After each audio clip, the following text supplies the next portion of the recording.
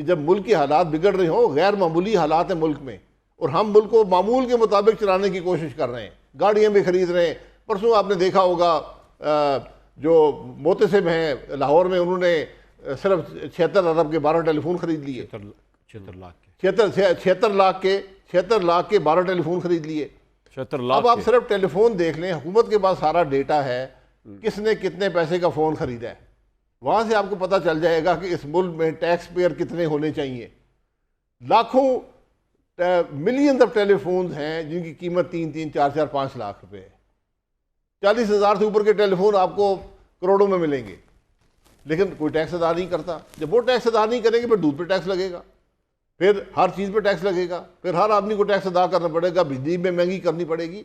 इसलिए हमने भूल गए हैं कि आप दोनों ने PMLN को छोड़ा और भरे मेले को छोड़ा, और इलेक्शन से पहले भी आपने छोड़ दिया। बिल्कुल सही, आपने जो भी प्रिंसिपल स्टैंड अपना लिया। लेकिन आपको ये लगता है कि ये सब कुछ जो आप कह रहे हैं, एक पार्टी जो है जिसके साथ आपकी 35-40 साल, शायद उससे भी ज़्यादा की रफाकत हो, उसमें जब आप थे और आप परफॉर्म भी कर रहे थे, चाहे आपके पास वजारतें डिफरेंट थी, आप प्राइम मिनिस्टर भी रहे, आपका पेट्रोलियम की वजारत भी थी, उस कॉन्टेक्स्ट में मुझे सर थोड़ा सा ये बताइए कि ये लोग वही लोग हैं ना, वही इसहाक डार साहब हैं, वही शहबाज शरीफ साहब हैं, जिनकी शहबाज स्पीड के मुतालिक जो है वो आपकी पूरी पार्टी, जब आप पार्टी में थे आप भी उसकी बहुत ऑब्वियसली उसकी तारीफ ही करते होंगे, तभी आप पार्टी में थे। मैं उसको उस सेंस में नहीं कह रहा, कोई टॉन्ट के सेंस में, मतलब आप पार्टी में थे तो आप उनको एक्नॉलेज इंडोर्स करते थे लीडरशिप को। ऐसा क्या हुआ आपके ख्याल में? आप दोनों से सवाल है ये कि ये रीज़न नहीं हो सकता कि आप उस पार्टी में नहीं तो ये पार्टी तबाह हो गई है, इसको पता ही नहीं चल रहा कि अवाम के साथ क्या करना है, इसको पता ही नहीं चल रहा कि इन्होंने निज़ाम कैसे चलाने को पता ही नहीं चल रहा है को डील कैसे करना है। वही लोग हैं जो आपके साथ चलते रहे और आप इनके साथ चलते रहे और ये बड़ा अच्छा परफॉर्म बकौल आपके करते रहे थे। अब अचानक क्या हुआ है? मिफ्ता साहब आप भी इसका जवाब दें, शाहिद साहब आप भी इसका जवाब दें। लोग तो वही हैं, ये आपकी पार्टी जो पुरानी है।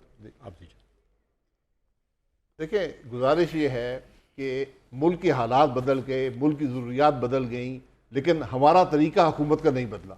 मैंने कहा ना, पहले स्पेस होती थी, आप ये कुछ काम कर लेते थे, कुछ मसाइल हल हो जाते थे, कुछ इजाफी पैदा होते थे, मामला चल रहा था। जिस तरह PIA एक ज़माने में दुनिया की बेहतरीन एयरलाइंस के अंदर थी, लेकिन जब हालात बदल गए, PIA नहीं बदला, तो PIA आज हम बेचने की कोशिश कर रहे हैं, खरीदने वाला कोई नहीं है। तो यही मामलात सब, ये सिर्फ PMLN की बात नहीं है, सारी सियासी जमातों का यही हाल है। अभी जो वफाकी हुकूमत ने मंजूर किया है, माहाना 1 से 100 यूनिट तक का टैरिफ 7.11 रुपये इजाफे से 23.59 हो गया है। 7.11 से 23.59, जिसका 7.12 था वो 30.07 हो गया। अगर वो 101 से ऊपर जाएगा तो ये तो ऑब्वियसली तूफान है। लेकिन शाहिद साहब, जो नवाज शरीफ साहब हैं, वो जो क्रेडिट लेते हैं अपना, वो क्रेडिट लेते हैं वो जो गवर्नमेंट उन्होंने आपको दी थी, जिसका आप भी क्रेडिट लेते हैं कि जब आप प्राइम मिनिस्टर बने, तो वो ये क्रेडिट लेते हैं कि जी मेरे दौर में इकॉनमी बेहतरीन थी, मेरे दौर में पेट्रोलियम की कीमतें देखें, मेरे दौर में डॉलर को देखें कैसा रोका गया, और आपने ऑब्वियसली उसी लेगेसी को आप आगे लेके गए थे। तो आपको लगता है कि जो नून लीग में जो नवाज शरीफ साहब का ग्रुप है, जो ये समझता है कि अगर नवाज शरीफ आज प्राइम मिनिस्टर होते तो शायद इकॉनमी वहीं पे रिवाइव हो जाती, उस तरह रिवाइव हो जाती जिस तरह जब नवाज शरीफ साहब 2017 में प्राइम मिनिस्टर थे, और जो इकॉनमी उन्होंने आपको दी थी, या आप समझते हैं कि नहीं फर्क पड़ता नवाज शरीफ भी अगर आज प्राइम मिनिस्टर होते? शायद खाकान अब्बासी 10 महीने के लिए प्राइम मिनिस्टर थे, एक हुकूमत तोड़ दी गई थी, उसके बाद असल मसला इलेक्शन की चोरी से हुआ। हाँ, वो इलेक्शन चोरी ना होते मुल्क के अंदर तो शायद हालात आज कुछ बेहतर होते। उसके बाद आज इलेक्शन में जो हालात हुए हैं, ये इलेक्शन भी अगर चोरी ना होते तो शायद हालात कुछ बेहतर हो जाते। देखिए, जहाँ पे सियासी इस्तेकाम नहीं होगा वहाँ पे मईशत नहीं बढ़ेगी, इस बात की हमें समझ नहीं आती। 70 साल से हम यही काम कर रहे हैं। पहले कुछ स्पेस होती थी, हम ये गलतियाँ करते थे, इलेक्शन में गड़बड़ करते थे, मामला कुछ चलता रहता था। अब बिल्कुल आप आखिर में पहुँच गए। इस साल आपने दूध पे टैक्स लगा दिया, बच्चों के खाने पे लगा दिया, अगले साल क्या करेंगे? आपके खर्चात तो कम, क्या आपने खर्चात कम करने की कोशिश की है? मज़ा तो ये आता कि वज़ीर आज़म साहब कहते हैं मेरे 50 डिवीजन है फेडरल गवर्नमेंट में, मैंने 25 ख़त्म कर दिए, आधी हुकूमत कर दी है। मैं फिर कहता हूँ जो मुलाजमीन को मत छेड़ें, उनका खर्चा बहुत कम होता है सारे मामले में। तो आप हुकूमत को कम करें, आप अपने खर्चात को कम करें, आप टैक्स की बेस को बढ़ाएं, आप रिफॉर्म्स करें। निज़ाम चल नहीं रहा, फिर आज सूबों को हिस्सा डालना पड़ेगा सारे मामले में। ये मुमकिन नहीं है कि मुल्क का निज़ाम ना चल रहा और सूबे जो है वो पैसे ज़ाया कर रहे हो। ये जी हिस्सा डालने से क्या मुराद है? सूबों से हिस्सा डालने से क्या मुराद है? जी, हिस्सा डालने से मुराद ये है सूबों के अंदर बिजली चोरी हो रही है बिल्कुल 700-800 अरब की, सूबों के अंदर गैस चोरी हुई है 600-700 अरब की। ये वफाकी हुकूमत यहाँ क्या कर लेगी? पुलिस उनकी है, इंतजामिया सूबों की है, आईनी जिम्मेदारी भी उनकी है इन दोनों कामों में। ये बोझ उनके ऊपर डालें, ये वहाँ से रिकवर करें। ये तो कमरान साहब आपको ये बोझ नजर नहीं आ रहा, ये 2500 अरब का बोझ है मुल्क में, जो ये सर्कुलर डेट की सूरत में मुख्तलिफ कंपनियों में मौजूद है। ये अभी तक अवाम पे पास ऑन नहीं हुआ, आपकी सारी कंपनियां खत्म हो चुकी हैं।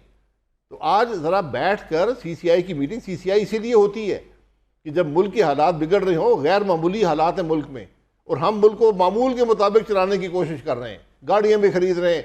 परसों आपने देखा होगा जो मोतसिब हैं लाहौर में, उन्होंने सिर्फ 76 अरब के 12 टेलीफोन खरीद लिए, 76 लाख के 12 टेलीफोन खरीद लिए।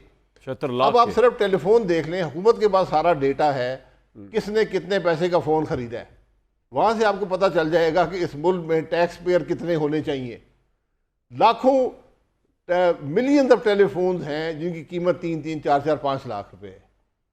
40,000 से ऊपर के टेलीफोन आपको करोड़ों में मिलेंगे, लेकिन कोई टैक्स अदा नहीं करता। जब वो टैक्स अदा नहीं करेंगे, फिर दूध पे टैक्स लगेगा, फिर हर चीज़ पे टैक्स लगेगा, फिर हर आदमी को टैक्स अदा करना पड़ेगा, बिजली में महंगी करनी पड़ेगी। इसलिए हमने देखिए आप भूल गए हैं कि आप दोनों ने PMLN को छोड़ा और भरे मेले को छोड़ा, और इलेक्शन से पहले भी आपने छोड़ दिया, बिल्कुल सही, आपने जो भी प्रिंसिपल स्टैंड अपना लिया। लेकिन आपको ये लगता है कि ये सब कुछ जो आप कह रहे हैं, एक पार्टी जो है जिसके साथ आपकी 35-40 साल, शायद उससे भी ज़्यादा की रफाकत हो, उसमें जब आप थे और आप परफॉर्म भी कर रहे थे, चाहे आपके पास वजारतें डिफरेंट थी, आप प्राइम मिनिस्टर भी रहे, आपका पेट्रोलियम की वजारत भी थी, उस कॉन्टेक्स्ट में मुझे सर थोड़ा सा ये बताइए कि ये लोग वही लोग हैं ना, वही इसहाक डार साहब हैं, वही शहबाज शरीफ साहब हैं, जिनकी शहबाज स्पीड के मुतालिक जो है वो आपकी पूरी पार्टी, जब आप पार्टी में थे आप भी उसकी बहुत ऑब्वियसली उसकी तारीफ ही करते होंगे, तभी आप पार्टी में थे। मैं उसको उस सेंस में नहीं कह रहा, कोई टॉन्ट के सेंस में, मतलब आप पार्टी में थे तो आप उनको एक्नॉलेज इंडोर्स करते थे लीडरशिप को। ऐसा क्या हुआ आपके ख्याल में? आप दोनों से सवाल है ये कि ये रीज़न नहीं हो सकता कि आप उस पार्टी में नहीं तो ये पार्टी तबाह हो गई है, इसको पता ही नहीं चल रहा कि अवाम के साथ क्या करना है, इसको पता ही नहीं चल रहा कि इन्होंने निज़ाम कैसे चलाने को पता ही नहीं चल रहा है, को डील कैसे करना है। वही लोग हैं जो आपके साथ चलते रहे और आप इनके साथ चलते रहे और ये बड़ा अच्छा परफॉर्म बकौल आपके करते रहे थे। अब अचानक क्या हुआ है? मिफ्ता साहब आप भी इसका जवाब दें, शाहिद साहब आप भी इसका जवाब दें। लोग तो वही हैं, ये आपकी पार्टी जो पुरानी है। आप देखिए, गुजारिश ये है कि मुल्क के हालात बदल गए, मुल्क की ज़रूरियात बदल गई, लेकिन हमारा तरीका हुकूमत का नहीं बदला। मैंने कहा ना, पहले स्पेस होती थी, आप ये कुछ काम कर लेते थे, कुछ मसाइल हल हो जाते थे, कुछ इजाफी पैदा होते थे, मामला चल रहा था। जिस तरह PIA एक ज़माने में दुनिया की बेहतरीन एयरलाइंस के अंदर थी, लेकिन जब हालात बदल गए, PIA नहीं बदला, तो PIA आज हम बेचने की कोशिश कर रहे हैं, खरीदने वाला कोई नहीं है। तो यही मामलात सब, ये सिर्फ PMLN की बात नहीं है, सारी सियासी जमातों का यही हाल है। उनके अंदर ना कैपेसिटी रही है, ना सोच रही है, अपने आप को बदलने की ज़रूरत थी, हालात को समझने की ज़रूरत थी, उस पर किसी ने तवज्जो नहीं दी। हम वही पुरानी सियासत में लगे रहे कि जनाब यहाँ से वहाँ जोड़ लेंगे, बजट्स हमारे अकाउंटिंग बजट्स होते हैं, इस नंबर को वहाँ कर दो, ये 2 रुपये टैक्स यहाँ बढ़ा दो, 5 रुपये वहाँ बढ़ा दो। कोई रिफॉर्म हमने नहीं किया। जब आपको इस्लाहात की ज़रूरत हो, आपको इस्लाहात करनी है। जब आपने टैक्स बेस बढ़ाना है, आपने टैक्स बेस बढ़ाना है। इसमें कोई शॉर्टकट्स नहीं है, इसमें आप इन बातों को इग्नोर नहीं कर सकते। ये बजट जो है, इसकी सबसे बड़ी जो खराबी है वो ये है कि इसने मुल्क का 1 साल और ज़ाया कर दिया, और आपने अवाम पर इतना बोझ डाल दिया है कि मेरा नहीं ख्याल कि अवाम ये बर्दाश्त कर पाएंगे, और आपके मुल्क में हालात सड़क पे भी ख़राब हो सकते हैं और हुकूमत की कलेक्शन में भी कमी आ सकती है। आपने एक्सपोर्टर्स पर टैक्स लगा दिया, दुनिया में एक्सपोर्टर्स को इनकरेज किया जाता है।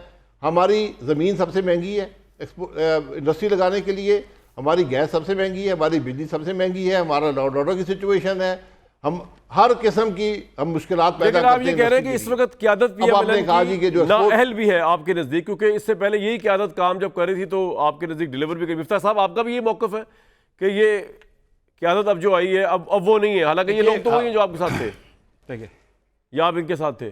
देखिए, मैं खुदा न खास्ता मैं किसी को नाअहल नहीं कहूँगा, लेकिन मैं ये समझता हूँ कि वक्त के साथ साथ इंसान की पॉलिसीज़ को चेंज होना चाहिए, आपकी पॉलिसीज़ को अंदर भी समझ आनी चाहिए, इवॉल्व होना चाहिए। PMLN ने 2013 से 18 के दरमियान भी प्राइवेटाइजेशन नहीं की, और वो भी मैं समझता हूँ कि गलती थी। PMLN ने बहुत अरसे तक करेंसी एक तो फिर अब आप स्टेशन PIA की पे आके निजकारी को तो रोकी, वो भी सपोर्ट बड़ी कर रहे होंगे गलती थी। सर, जैसे ये जो PIA की निजकारी हो रही है जिस तरह। 100% सपोर्ट कर रहा हूँ, और मैं इनकरेज करूँगा कि शहबाज साहब और इनकी टीम जो है वो डिस्कोस की भी प्राइवेटाइज कर दे, सारे डिस्ट्रीब्यूशन कंपनीज को भी बेच दें। जिस हुकूमत तरह से ये नहीं चल कराची इलेक्ट्रिक। सकता। तो गुजारिश ये है कि हम ठीक, जैसे जी हमारी खुदा ना खास्ता देखें किसी को नाअहल करना या किसी को करप्ट बोलना, ये हमारी मेरे ख्याल से मंशूर वो नहीं आपकी है, पार्टी का। हमारी सिफत नहीं है, बिल्कुल नहीं। देखिए हम अपनी बात कर रहे हैं आवाम के सामने, हम समझ रहे हैं कि हर पाकिस्तानी को आगे आने का मौका देना है। जिस मुल्क में कामरान भाई 78% 10 साल के बच्चे 2 जुमले नहीं पढ़ सकते हों, वहाँ पे हम तालीम में तो बच्चों को फेल कर चुके हैं ना। हमारे अगर कौम के बच्चे जाहिल रहेंगे तो हम कैसे आगे बढ़ सकते हैं, मुझे बताइए। कोई दुनिया का मुल्क ऐसा है कि जो तरक्की कर ले और उसके लोग पढ़े लिखे ना हों? हम लोगों को, बच्चों को नहीं पढ़ाते, हम लोकल गवर्नमेंट्स की बात नहीं करते, हम लोकल गवर्नमेंट्स के अंदर आइनी तौर पर उसको नहीं प्रोवाइड करते, क्योंकि 2-4 लोगों की 2-4 सियासी एंटिटीज़ का फ़ायदा होता है, तो हम लोकल गवर्नमेंट्स को एम्पावर नहीं करते, बिल्कुल आपका हम पॉइंट आ गया। तालीम को बेहतर नहीं करते, हम